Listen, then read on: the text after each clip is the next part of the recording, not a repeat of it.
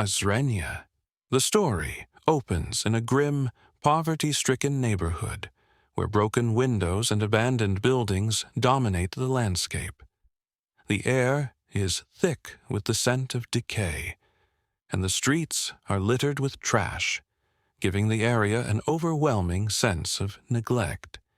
People walk quickly, their faces tired, their shoulders burdened by the weight of daily struggles. The harsh reality of life here is evident in every corner, as basic necessities are a constant challenge for the residents. At the heart of this desolate environment is a young boy named Devon. At just 12 years old, he's seen more hardship than most could imagine.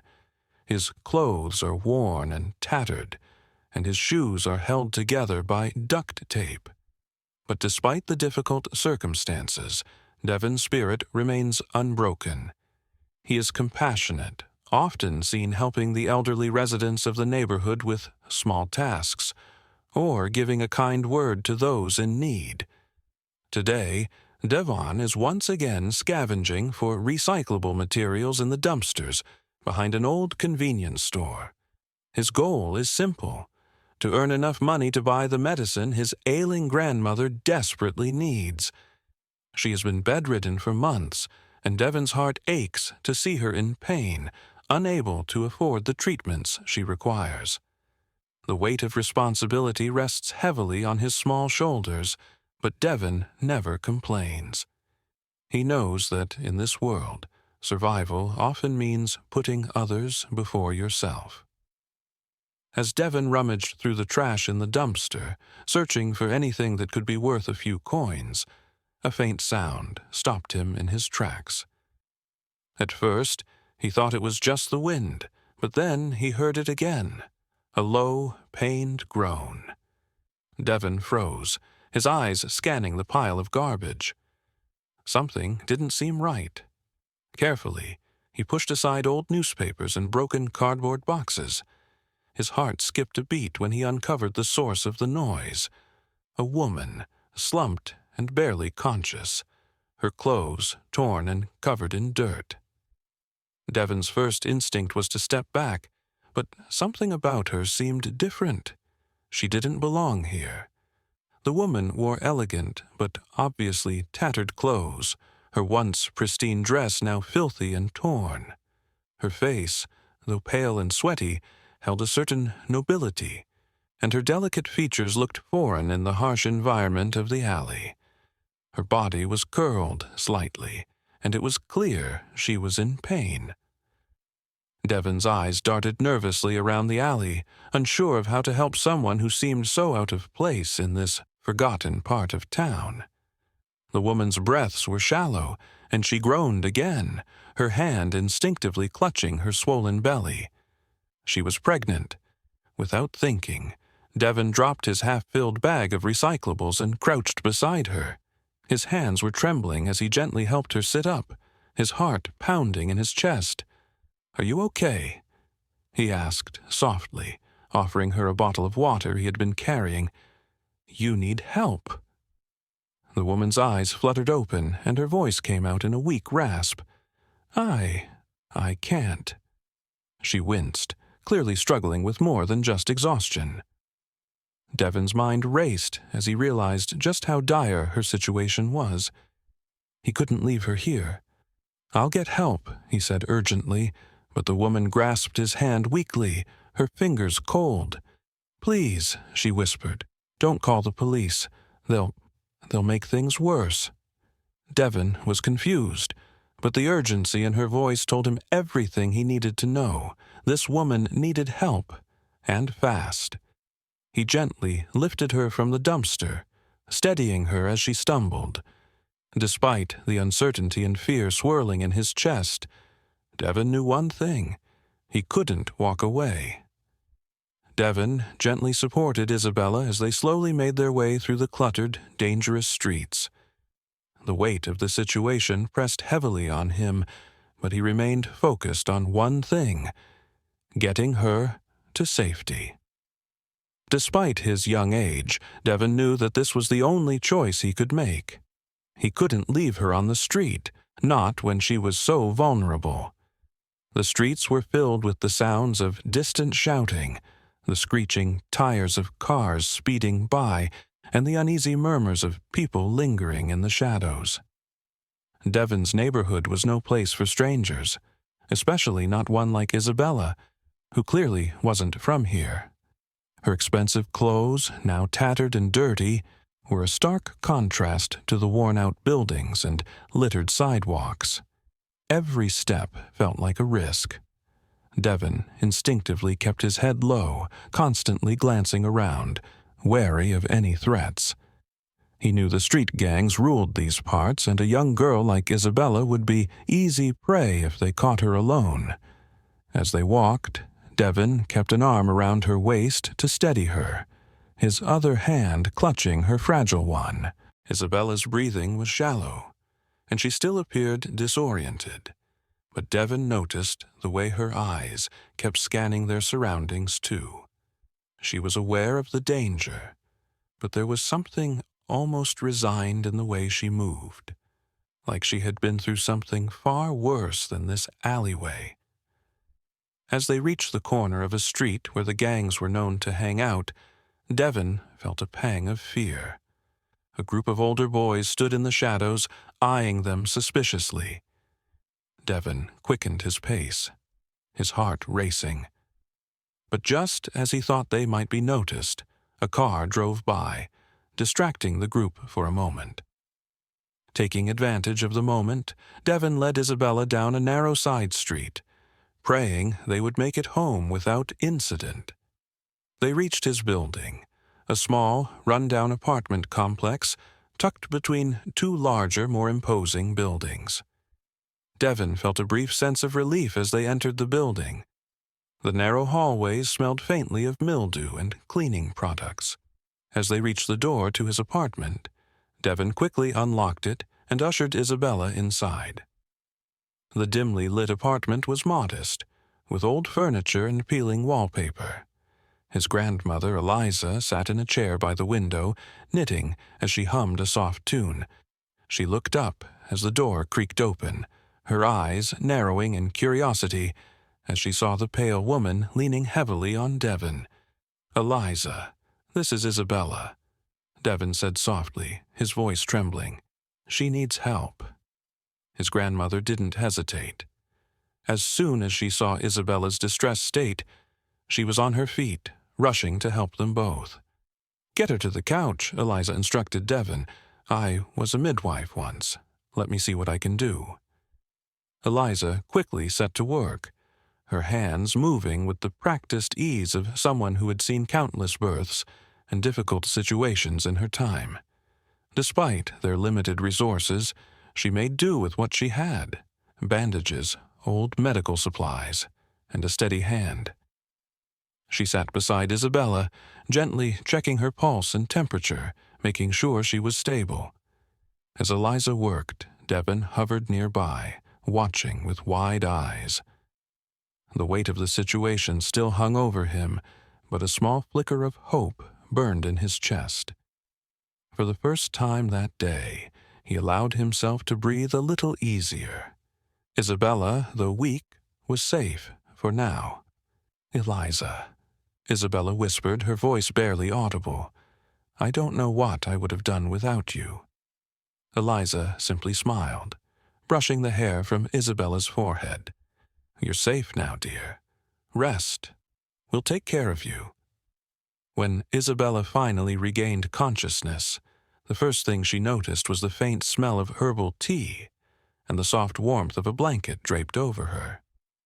Devon sat nearby, his eyes fixed on the floor, watching her with a quiet intensity. She stirred, slowly blinking her eyes open, her gaze flicking to Devon. A quiet sob escaped her as memories of the harrowing ordeal she had endured began to flood back. The warmth of the room contrasted sharply with the cold terror that had filled her body just hours earlier. As Devon sat by her, she tried to sit up, but her body was too weak. "Where am I?" she asked, her voice hoarse from the trauma and the dehydration she'd endured during her time in captivity. This is my place." Devon replied gently. "My grandma, Eliza, helped you. You were really hurt." Isabella's eyes welled with tears as the reality of what had happened hit her. She took a shaky breath and began speaking, her voice quivering with emotion. I was kidnapped," she started, her eyes glazed with pain. "They took me to pressure my husband, Daniel Monroe. They wanted money, a lot of money, and when he couldn't meet their demands, they left me to die." Devon's heart twisted at the thought of someone being so callously discarded. He'd never experienced anything close to that kind of cruelty, and hearing it from Isabella made him feel sick to his stomach. "That's horrible," he said softly, unsure of what else to say. Isabella's eyes filled with gratitude as she turned to him. "I don't know how to thank you. You saved me. I don't even know why you helped. You have nothing, and yet you risked everything." Devon shrugged, his humility apparent. "It's just what I do. My mama always said if you have the chance to help someone, you should take it." Isabella's eyes softened as she looked at him. Here was a boy who had nothing, who faced hardships every day, yet he'd chosen to risk his life to save her. His kindness, his selflessness, it made her feel small in comparison. "You're a better person than anyone I've ever known," Isabella whispered, her voice thick with emotion. "You saved me, and I don't know how to repay you." Devon smiled, the soft innocence of his expression making Isabella feel an overwhelming sense of gratitude. "You don't have to repay me," he replied. "Just be okay. That's enough for me." Isabella's heart swelled with both sorrow and admiration. Despite her harrowing experience, Devon's bravery and kindness had shown her that there was still good in the world, no matter how dark things seemed. As she sat there, recovering in the humble apartment, she realized that, in her moment of need, it was a poor boy from a broken neighborhood who had given her the greatest gift she could ever hope for: her life. Daniel Monroe, the wealthy billionaire, paced the length of his mansion, his mind consumed by the ongoing search for his missing wife, Isabella. For days, he had been working with the police, scouring the city, and pleading for any information about her whereabouts. A deep sense of dread gnawed at him with each passing hour. He couldn't imagine life without her. Isabella was his everything. But as the days stretched on, the fear of losing her forever seemed increasingly inevitable. Then one day, news reached him.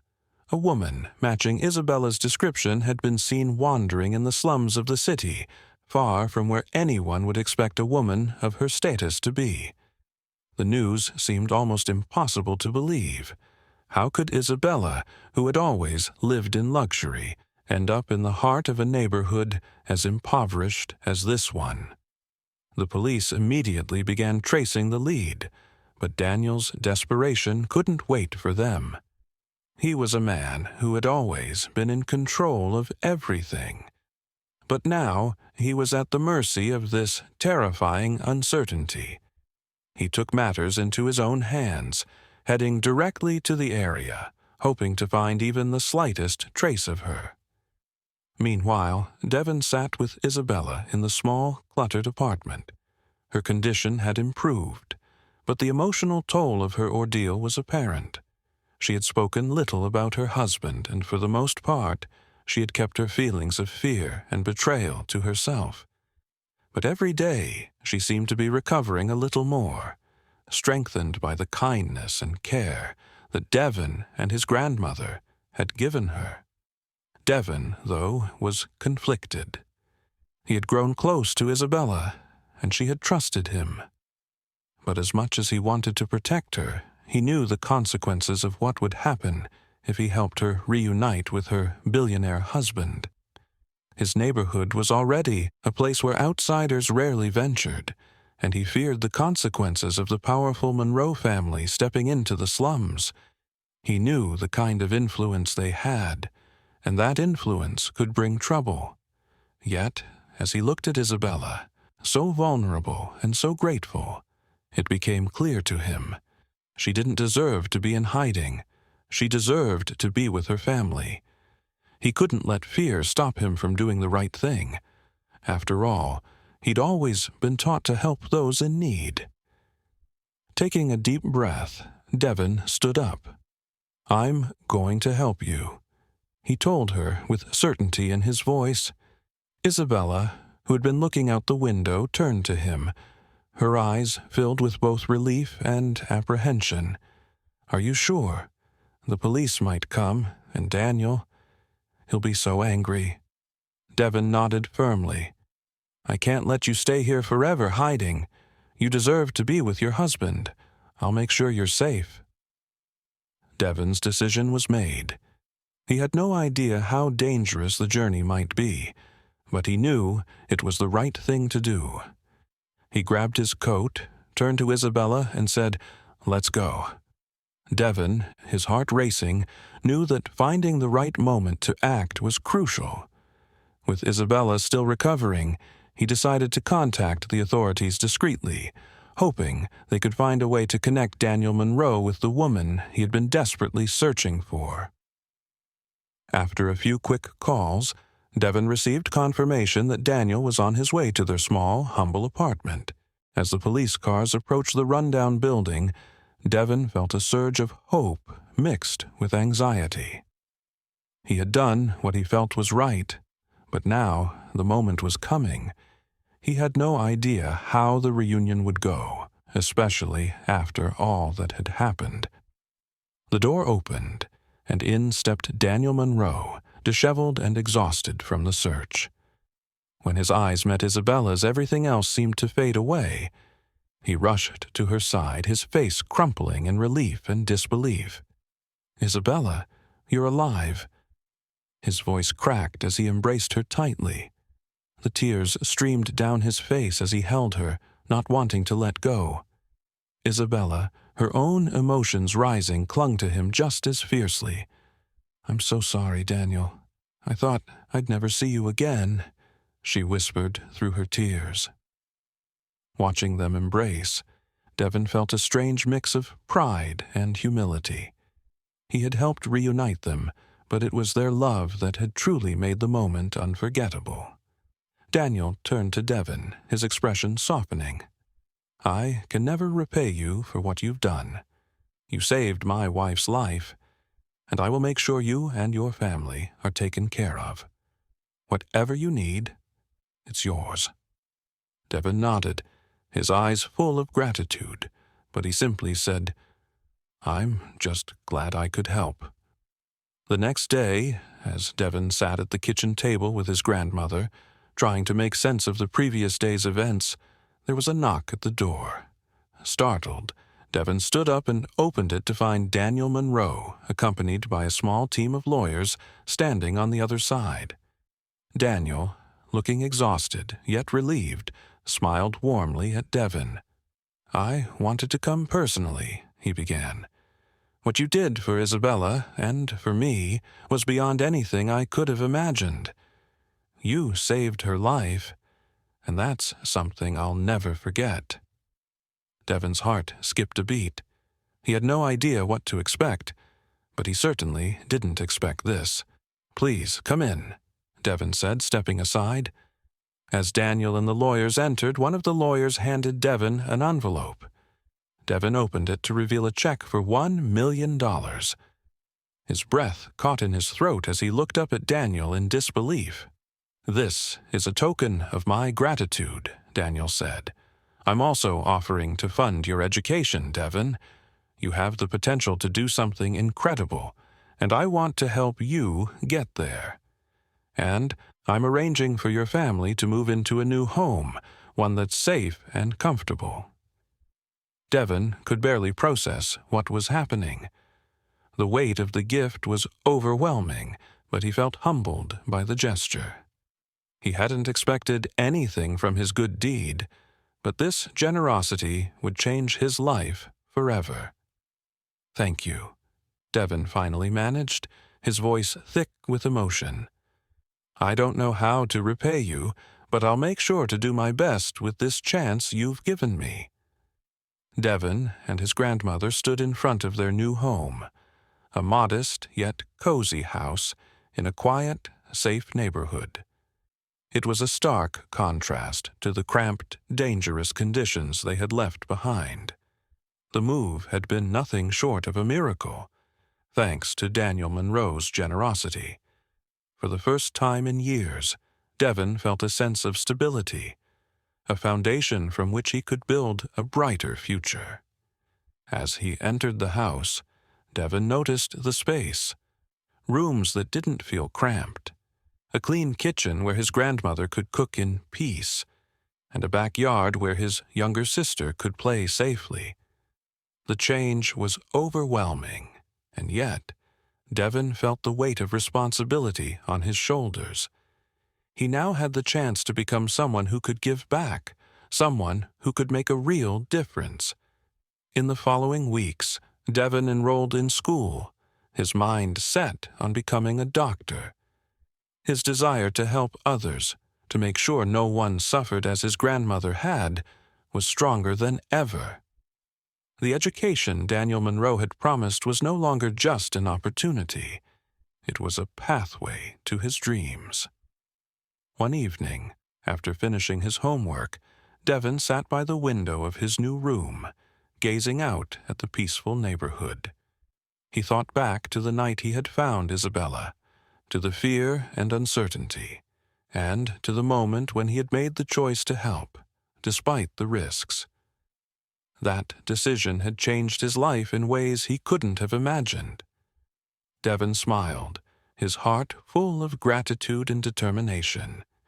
He knew that one act of kindness could ripple out into the world, touching more lives than he could ever know.